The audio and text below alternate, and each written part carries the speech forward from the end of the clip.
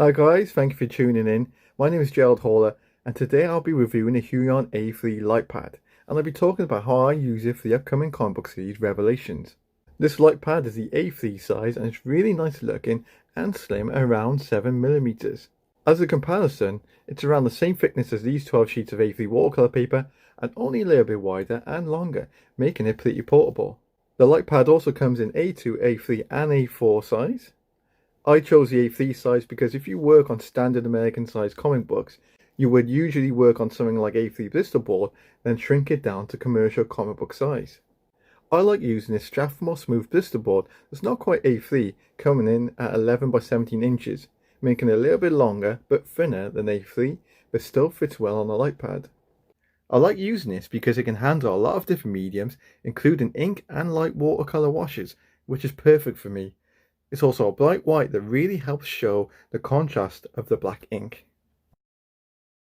It also has these really handy trim and live guidelines printed on every page in non-reproducible blue.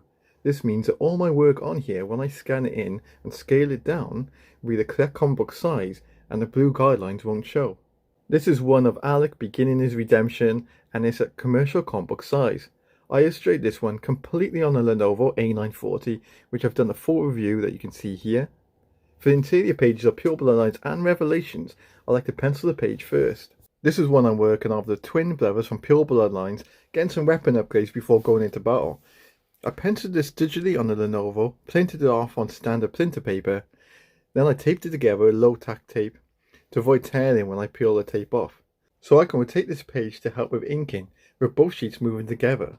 You can see an inking time lapse here, and with the bottom image coming through really well, I was able to traditionally ink the page with a Pentel brush pen and Copic fine liners. And then I watercolored it with a Payne's Grey watercolor marker from Winsor & Newton. And you can see a full review I've done on those watercolor markers here. The Bristol board is like a thin card and the light pad does a really good job of shining through this on a lower setting. The light pad also has a really handy memory feature that remembers the brightness you last used, so when you switch it back on, it goes straight to that brightness. And if you'd like to change the brightness, you just hold this button down here and take your finger off when you have the level you want.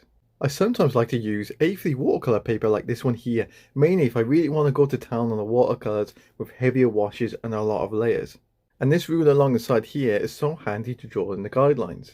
Now this is thick, 300 GSM watercolor paper, and I can place another one on top of the same thickness. And on the lowest brightness setting you can still see the artwork underneath, enough to trace over it.